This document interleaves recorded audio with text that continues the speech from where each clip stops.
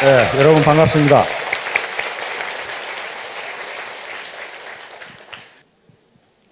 오늘 제가 제목으로 잡은 것은 1만 시간의 법칙이라고 하는 건데요.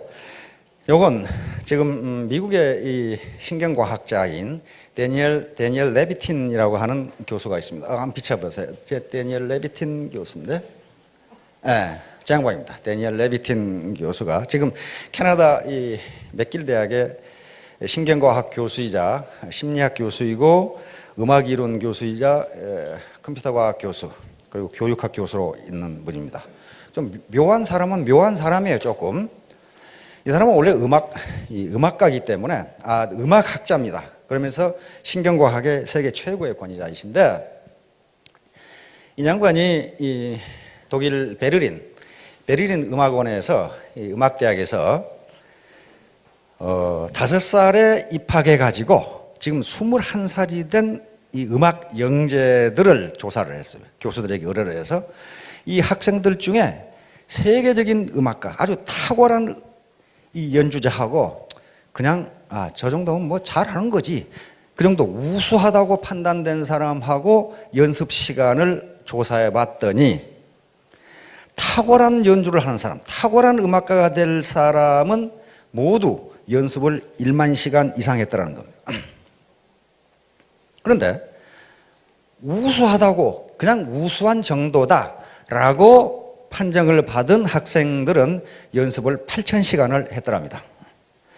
그러니까 그 연습 시간 2,000시간의 차이가 어떤 학생은 세계적인 연주가가 되고 어떤 학생은 그저 그런 연주가가 되고, 그런 차이가 나더라는 겁니다. 그래서 이 레비틴 교수는 이게 도대체 무엇 때문에 그러는가? 그러면 음악가만 그러는가? 그래서 모든 분야에 그저 보통인 사람과 그 분야에 탁월한 사람들의 연습 시간을 모두 조사를 했어요. 농구 선수를 조사했어요. 그래서 농구 선수를 조사해 봤더니 역시 세계적인 농구 선수는 연습 시간이 10,000시간 이상이더라는 거예요. 요 배구 선수를 조사했고, 스케이트 선수를 조사했고, 피아니스트 조사하고, 그 다음에 심지어는 뭐까지 조사했냐면 도둑놈까지 조사했어요. 도둑질을 잘하는 놈과 못하는 놈은 연습 시간이 어느 정도인가. 근데 역시 세계적인 도둑놈은 도둑질 연습을 10,000시간 이상 했더라는 거예요. 그래서 이분이 결론을 내렸습니다. 어떤 사람이든 그 IQ에 관계없이, 초기에 일을 시작할 때의 능력에 관계없이 무조건 그 분야에서 성공하려면은 10,000시간 이상 연습하지 않으면 안 된다는 결론에 도달했습니다. 그래서 많은 학자들이 벌떼처럼 달라들어가지고 과연 그런가를 연구해 봤더니 지금까지 학자들이 연구한 결과는 단 하나의 예외도 없다는 거예요. 단 하나의 예외도 없다. 적어도 본받을 만큼 성공한 사람들은 1만 시간 이상 훈련이나 연습을 하지 않은 사람이 단 한 사람도 없다. 심지어는 도둑놈까지 똑같다. 가수도 그렇고 다 똑같다. 근데 이 1만 시간의 법칙이 세상에 크게 알려지게 된 건 말콤 그래드웰이라고 하는 사람이 있습니다. 말콤 그래드웰이라는 지금 뉴요커에 거기서 기사를 썼고 지금은 이 저술가로 있는데, 이 양반이 써서 아주 세계적인 베스트셀러가 된 아웃라이어라는 책이 있습니다. 우리나라에 지금 시중에도 번역되어 나와 있어요. The Story of Success에서 성공 이야기. 이 사람이 쓴 이 책이 나옴으로써 지금까지 성공에 대한 관념이 완전히 바뀌었어요. 다시 말하면 지금까지는 성공하는 사람은 원래 타고날 때 유전자 자체가 다르다, 머리가 좋았다 그랬는데 그렇지가 않더라는 거예요. 전혀 그렇지가 않더라는 거예요. 적어도 아무리 머리가 좋아도 1만 시간 이상 연습하지 않고는, 1만 시간 이상 훈련하지 않고는 일정한 수준에 도달할 수 없다는 결론에 도달했어요. 그래서 이 사람이 몇 사람은 예를 들었습니다. 모차르트는 인류가 낳은 가장 위대한 음악자라고 그러죠. 기록에 의하면 6살 때부터 작곡을 시작했다고 그러니까. 그러나 6살 때부터 작곡을 시작했는데 지금 음악학자들은 그것은 모차르트가 한 것이 아니고 모차르트 아버지가 했다고 믿고 있습니다. 그리고 모차르트가 실제로 작곡을 시작한 것은 11살 때 시작했어요. 피아노 협주곡을 작곡을 시작했는데 그때 작곡한 것은 별것도 아니에요. 그런데 10년 후인 21살 때 작곡한 피아노 협주곡부터 드디어 명곡이 되기 시작합니다. 다시 말하면 10년간 죽어라고 했다는 거예요. 10년간. 하루에 3시간 10년간 하면 10,000시간이 돼요. 두 번째로 예를 든 게 빌 조이라고 하는 사람이 있습니다. 빌 조이 하면 사진 한번 비춰요. 빌 조이인데요. 빌 조이는 잘 모르실지 모르겠는데 선 마이크로 시스템이라는 회사가 있어요. 우리나라에 들어와 있죠? 선 마이크로 시스템. 그게 워크스테이션을 세계적으로 독점하고 있는 이 회사이고, 이 인터넷에서 자바 프로그램을 개발한 사람입니다. 지금도 쓰고 있죠. 30년 전에 개발했는데, 이 양반은 수학 천재입니다. 대학, 우리 같으면 SAT니까 우리 같은 대학 예비고사, 수능시험이죠. 수능시험 수학에 만점을 맞았으니까. 그러면 이 사람이 만점을 맞았으니까 그런 이 컴퓨터 천재가 되느냐? 천만의 말씀이에요. 자기 증언에 의하면 71년 대학에 들어가서 무려 5년간을 하루에 3시간밖에 안 했어요. 뭐 했느냐? 자판 위에서 엎드려 자면서 컴퓨터 프로그램을 했습니다. 그게 1만 시간이 넘어요. 자기 입으로 내가 그 프로그램을 연습한 게 1만 시간이 넘는다, 이렇게 이야기를 했어요. 그래 지금 세계적인 선 마이크로 시스템이라는 회사를 만든 사람이에요. 세계적인 프로그래머가 됐고, 인터넷에서는 오히려 마이크로소프트보다 더 언어로서는 낮게 보는 사람입니다. 그 다음에 또 이 말콤 글래드웰이 같은 사람 중에 역시 누가 나와요? 비틀즈가 나와요. 비틀즈 아시죠? 1960년대 음악뿐만 아니라 세계 사회와 문화를 완전히 뒤집어 놓은 비틀즈는 영국의 리버풀이라고 하는 작은 도시에서 결성된 그게 밴드 마스터들입니다. 보컬 사운드란 말이에요. 4명이 했죠.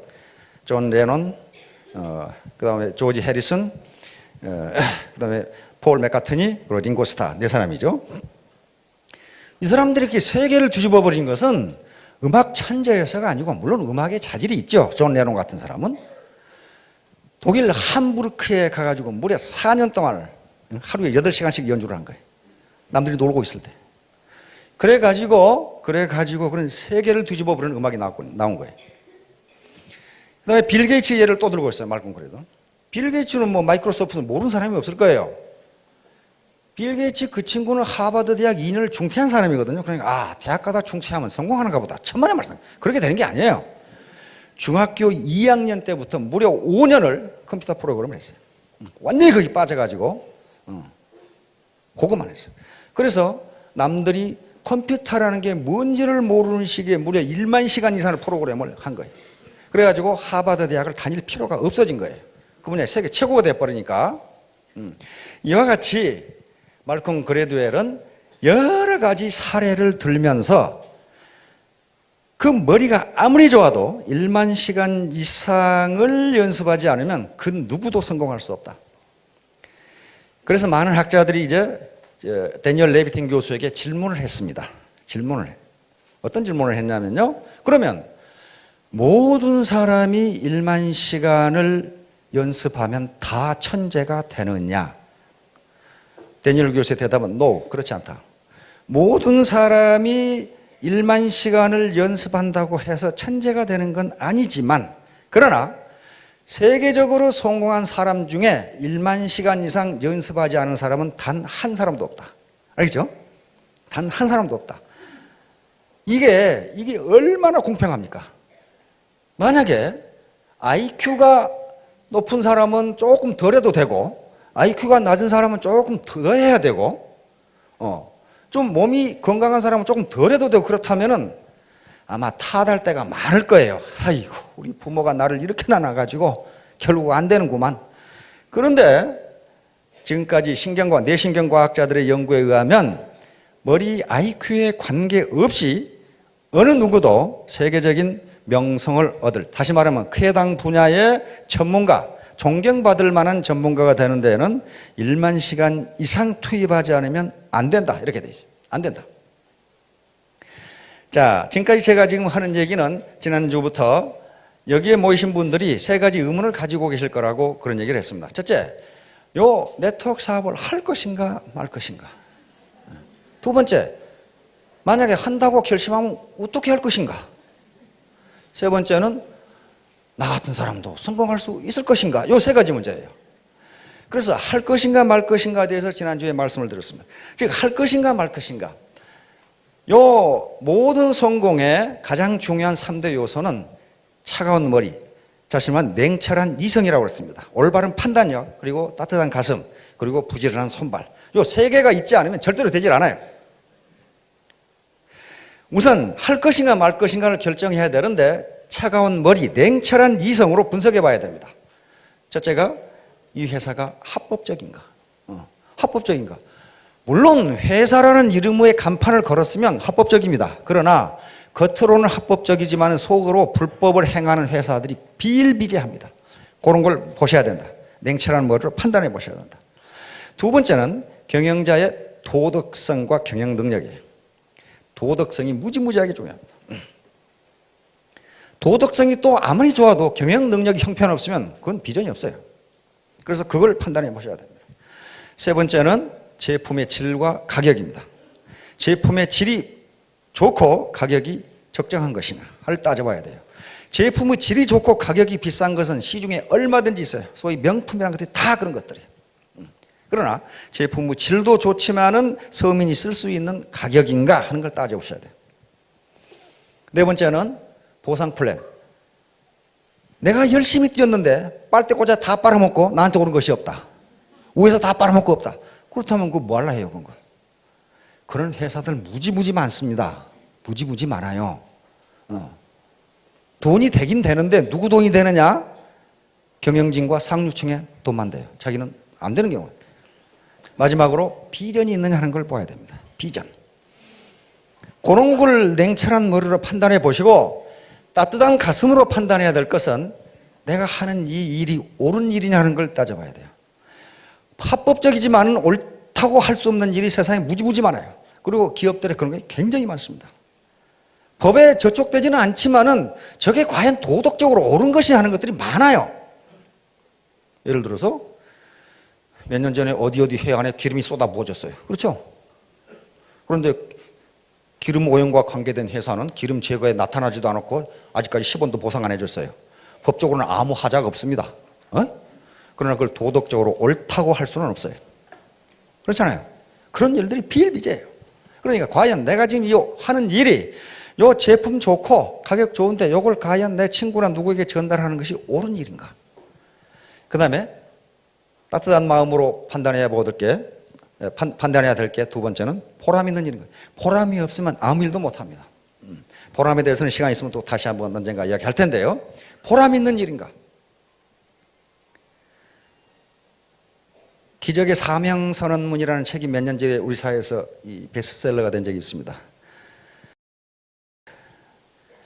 한 사학가가 쓴 건데요. 로라 베스라고 하는 사학가가 쓴데 거기에 우리나라 송영근이라는 분이 번역을 했는데 그 서문에 이런 얘기가 있습니다. 중세 어떤 신부가 길을 지나가는데 3명의 석공이 돌을 쪼고 있어요. 그래서 이 신부님이 한 석공에 물었습니다. 당신은 지금 뭘 하고 있습니까? 그러니까 이 석공이 대답하는 게 보면 모르셔. 돌 쪼고 있지 않소. 두 번째 석공에게 또 물었습니다. 뭘 하고 계십니까? 목구멍이 포도청이라 돌 쪼고 있지 않소. 세 번째 석공에게 또 물었습니다. 뭘 하고 계십니까? 아름다운 성전을 지을 주춧돌을 제가 만들고 있습니다. 이렇게 대답했단 말이에요.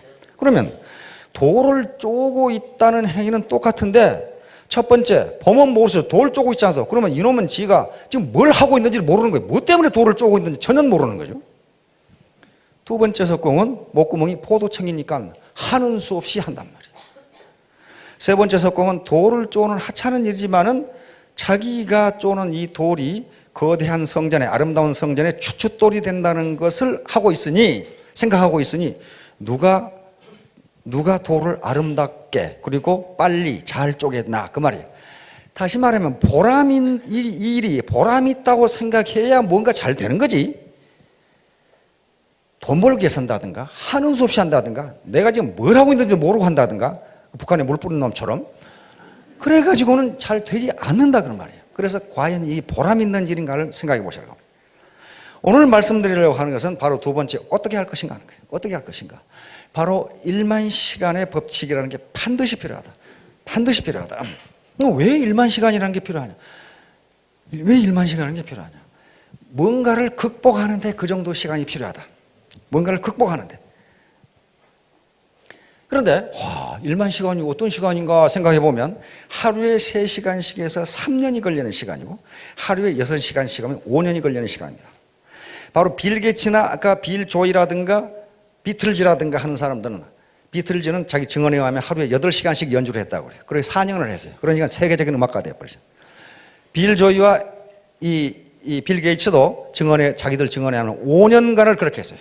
새벽 3시, 4시까지 계속 하루에 2-3시간 자고 컴퓨터 프로그래밍을 했다고, 그래서 자신들 입으로 1만 시간이 넘을 거라고 그렇게 이야기를 합니다. 그래서 세계적인 컴퓨터 프로그래머가 됐고 세계적인 기업의 경영자가 됐습니다. 그걸 더 열심히 한다면, 예를 들면 하루에 10시간씩을 투입한다면 3년이 걸리는 시간입니다. 아까 여기 있었던 리더들이 전부 다 3년 만에 올라온 사람입니다. 밤낮 없이 뛴 사람들이. 밤낮 없이.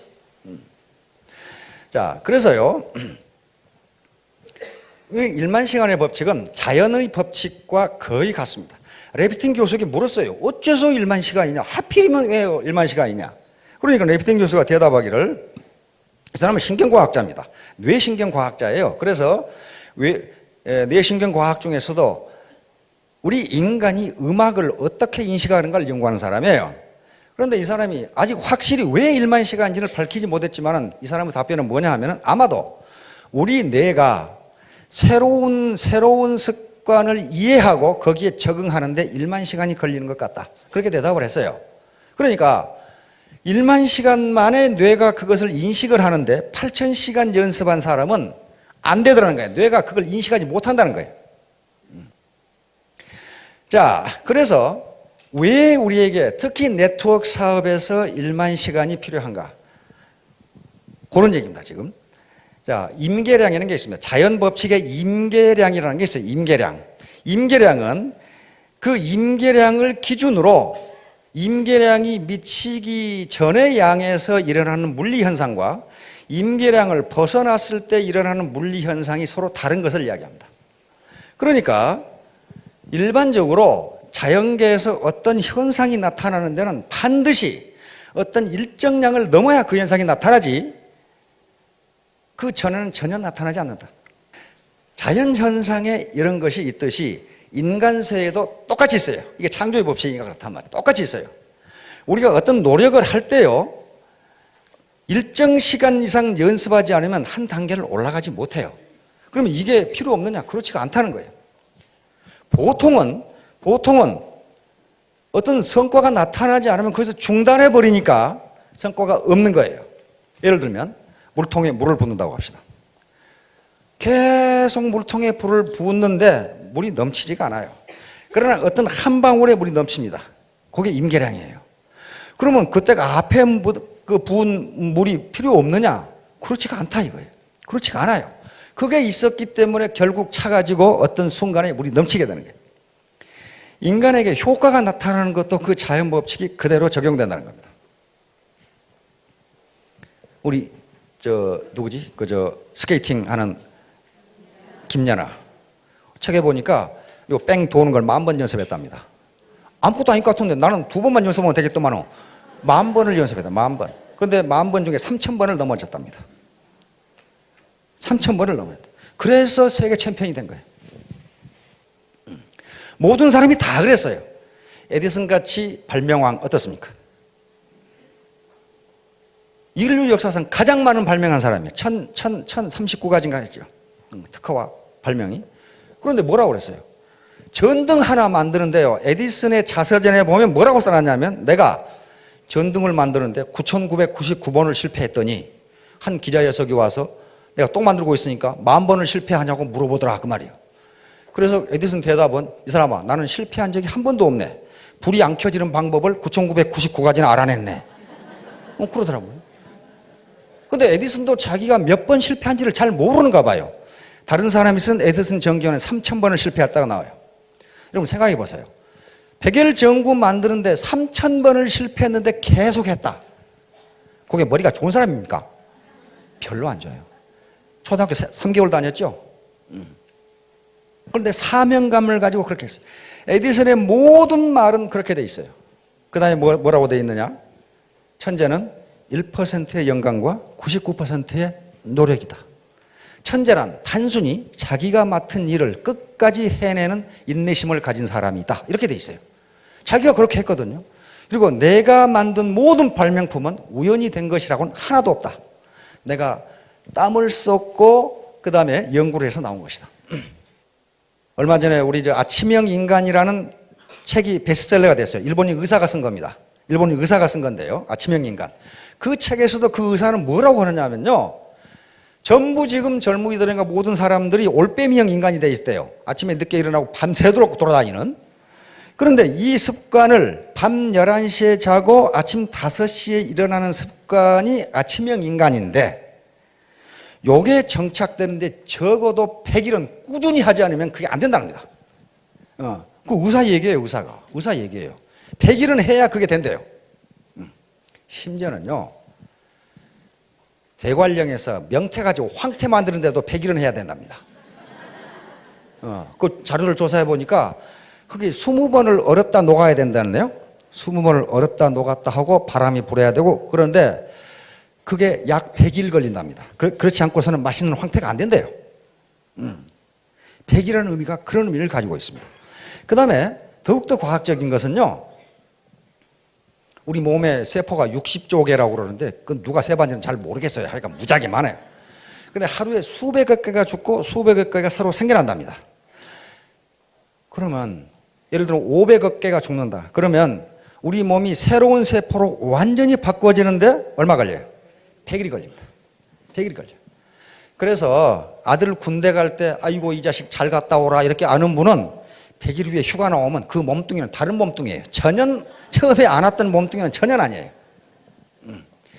자, 이와 같이 우리가 100일간 뭔가를 꾸준하게 지속하면은 우리 뇌세포 그리고 우리 세포가 이게 정상적인 상태라고 인식을 한다는 거예요.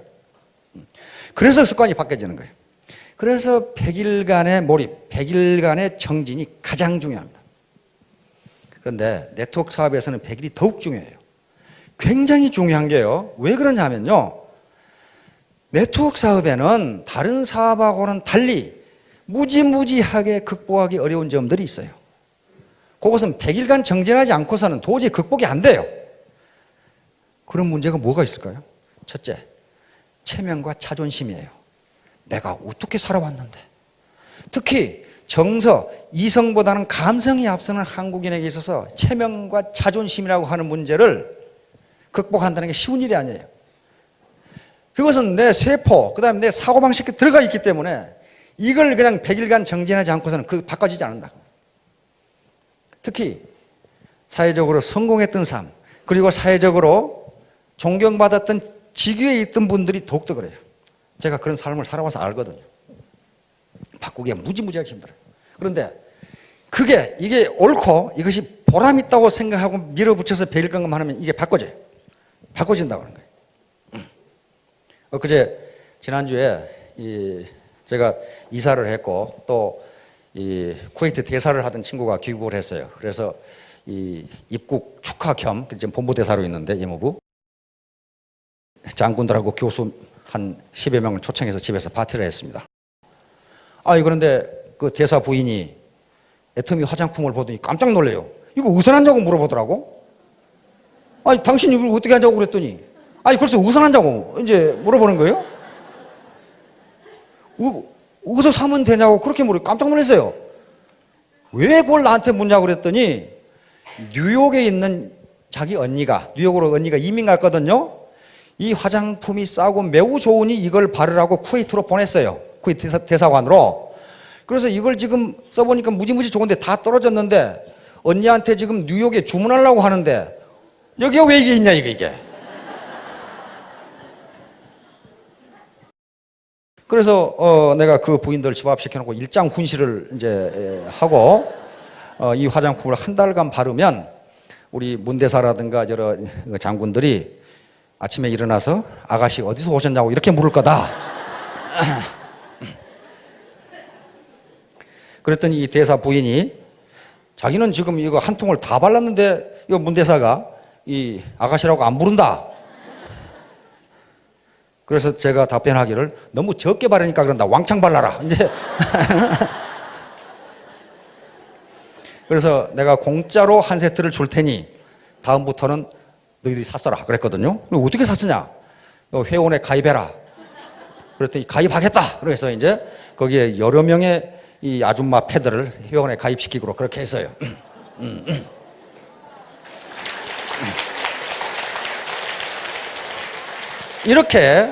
이렇게 자기가 체험을 해보면 지금까지 가졌던 부정적인 인식을 바꿀 수가 있는데 그걸 적어도 100일 동안을 해야 된다. 100일 동안. 그 다음에 뭐 하는데 100일이 걸리냐면요. 이놈 계급장 떼는데 100일이 걸려요. 계급장을 여러 개 달고 있거든요. 저도 여러 개 달고 있었어요. 에? 육사 졸업했지. 서울대학 졸업했지. 사관학교 교수였지. 미국에 유학 갔다 왔지. 박사학위 받았지. 육군 대령이었지. 그러니까 계급장 여러 개 붙어 있어. 이걸 떼기가 무지무지 어려워요. 지금 이 중에도 저보다 훌륭한 사람들이 무지무지 많아요. 공학 박사도 있고 심리학 박사, 정형학 박사, 경영학 박사, 그다음에 회사 회장했던 분, 사장했던 분 많습니다. 수백억 수주를 받아서 일했던 분 많아요.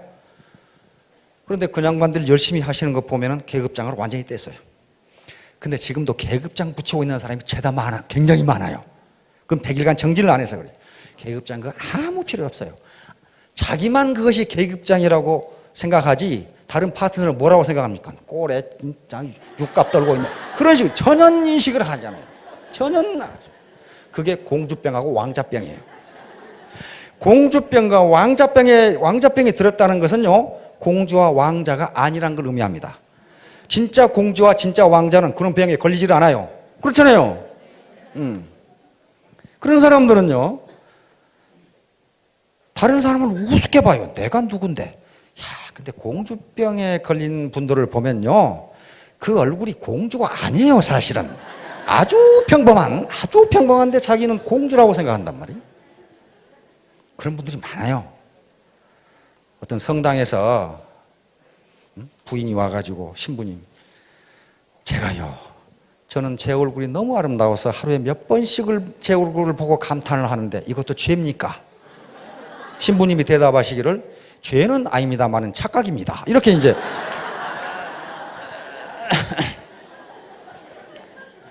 그걸 벗어나야 돼요. 그러면 다른 사람이 공주로 인정해 줍니다. 스스로 자기가 공주라고 생각하면 팔불출이라고 생각해요. 그 계급장을 못 떼는 거예요. 그게 100일간 겸손하게 낮아지면 떨어져요. 따라서 100일간 정진을 해야 됩니다. 여러분 비행기 이륙할 때 보셨죠? 어떻게 합니까? 바로 뜹니까? 바로 뜨지 못합니다. 활주로를 상당한 거리의 활주로를 달려야 뜨는데 그 슬슬 굴러갑니까? 비행기가 뜰 때 가장 파워가 셉니다. 뜰 수 있는 양력을 받아야 되죠. 엄청나게 빠른 속도로 그냥 엔진 인으로 다가다녀요. 제일 시끄러워요. 그러니까 그렇게 하지 않고서는요 비행기가 이륙할 수가 없어요. 그런데요, 이륙하기 직전까지 비행기는 하늘에 있는 게 아니고 어디 있어요? 땅에 있어요. 아무런 성과도 없어요. 예를 들어 활주로가 4km다. 근데 3.9km 날아갔다. 달려갔다. 아, 이거 안 뜨네. 멈췄다. 그건 땅에 있는 거예요. 바로 임계 거리를 날아가지 않으면 뜰 수 있는 양력을 받을 수가 없어요. 양력을 받을 수가 없어요. 그래서 반드시 거기를 가야 되는데 학자들이 얘기하기는 대부분의 사람들이 4km를 전력으로 질주하면 뜰 수가 있는데 통상은 3km에서 끝난다는 거예요. 아이고 안 되네. 통상 그래서 에디슨이 이야기한 것처럼 성공한다는 것은 천재라고 하는 것은 자기가 한 일을 끝까지 해내는 사람이다. 이렇게 얘기하는 사람. 그러니까 그 사람이 세계 최고의 발명가가 된 겁니다. 그러면 비행기가 이륙합니다. 테이크오프 하죠. 테이크오프 하는데요. 4km에서 떴다. 그럼 수직으로 올라갑니까? 천만의 말씀. 그렇지 않아요. 비스듬히 올라갑니다. 그렇죠? 비스듬히 올라가는데요. 비스듬히 올라갈 때도 엔진 소리가 어떻습니까? 무지무지 시끄러워요. 이게 쉽지가 않다는 거예요. 이게 올라가는데 올라가는 거 계기판 앞에 좌석 앞에 요 고도 나오죠? 보세요. 이렇게 올라가다 또 이렇게 가요. 그렇죠? 이렇게 가다 이렇게. 그러다가 어떻습니까? 난기류 만나면은 막 비행기가 요동을 치죠. 그럼 또 한참 가다가 또 올라가요. 그래서 약 10km 또 11km 올라가면 어떻게 됩니까? 구름을 벗어나서 태양이 보입니다. 그렇죠? 태양이 보입니다. 그래서 일정 고도를 잡으면은 아주 비행기가 조용해지면서 그때부터 승무원들도 자리에서 일어나서 서비스를 시작합니다. 그 전에는 다 의자에 안전벨트 메고 앉아있죠? 자, 그게 필요해요. 그러니까 여기서 이륙하는 거, 그냥 쏜살같이 달려서 이륙하는 것을 여러분들은 100일이라고 보시면 됩니다. 100일 정도예요. 이게 세포가 완전히 바뀌어질 때까지 내 체면과 작은 자존심, 요걸 잠깐 뒤로 놔두고 더 큰 체면과 더 큰 자존심을 세울 수 있는 기회다. 어떤 학자가 얘기했더라고. 이 세상에는 돈보다 귀한 일이 너무너무 많다. 돈보다 귀한 일이 너무너무 많다. 그런데 불행한 것은 그 일을 하는데 죄다 돈이 든다는 것이다. 안 돼요. 죄다 돈이 들어요. 돈보다 귀한 일이 무지무지 많은데 가난한 사람을 도와준다든가 그 다음에 치료 못하는 누구를 이렇게 치료비를 대준다든가 그게 돈보다 더 귀한 일이에요. 그런데 돈이 들어요, 그게. 그래서 더 큰 자존심 그런 것을 이룩하기 위해서는 작은 자존심을 내려놓지 않으면, 그 쓸데없는 과거 계급장을 떼지 않으면 절대로 안 된다. 계급장을 안 뗀 사람들 지금 리더 중에도 몇 사람 있어요. 그래가지고 그 계급장을 안 뗀 리더가 있는 데는요, 지멋대로 하려고 그러니까 질이 멸렬해, 조직이. 자, 결론을 말씀드리도록 하겠습니다. 이 세상에 공짜는 전혀 없습니다. 공짜는 없어요. 공짜가 있다고 먹었다가는 어떻게 됩니까? 낚시에 걸려요. 반드시 낚시에 걸려요. 공짜를 절대 없습니다. 자기가 땀 흘린 것만큼 얻을 수 있어요. 그건 레비틴 박사가 1만 시간의 법칙으로 이야기를 했습니다. 그리고 일단 이륙하는 데는 100일간 정진이 필요합니다. 거기에 소비자 집단을 구축을 해야 되고, 자기의 계급장을 떼야 되고, 자기의 자존심이나 체면, 이 작은 것을 잠깐 뒤로 밀려두는 거예요. 그걸 자기가 체면이라든가 자존심을 손상하라 그런 게 아니고, 손상됩니다. 참 별의별 참 살다가 별꼴 다 본 적이 있어요. 그 작은 걸 희생하지 않으면 안 됩니다. 따라서 공짜는 없다. 그리고 신은 새를 위해서 벌레를 만들었지만은 벌레를 둥지에 넣어주지는 않습니다. 둥지에 넣어주지는 않기 때문에 그 벌레를 잡는 것은 새 어미의 몫이에요. 새의 몫입니다. 일찍 일어나는 새가 벌레를 잡는다는 얘기가 있습니다. 마찬가지로 사업을 할 수 있는 기회 또는 돈을 벌 수 있는 기회는 모든 사람에게 공평하게 열려 있지만은 그 기회를 선택하느냐 마느냐는 자기에 달려 있어요. 따라서 모두 이륙을 하는 데까지는 100일 정도의 정진이 필요하다는 것을 아시고, 이제 고도 비행을 하려면 우리 앞에 나온 리더들처럼 1만 시간의 정진이 필요합니다. 모두 좋은 선택을 해서 성공하시기 바랍니다. 감사합니다.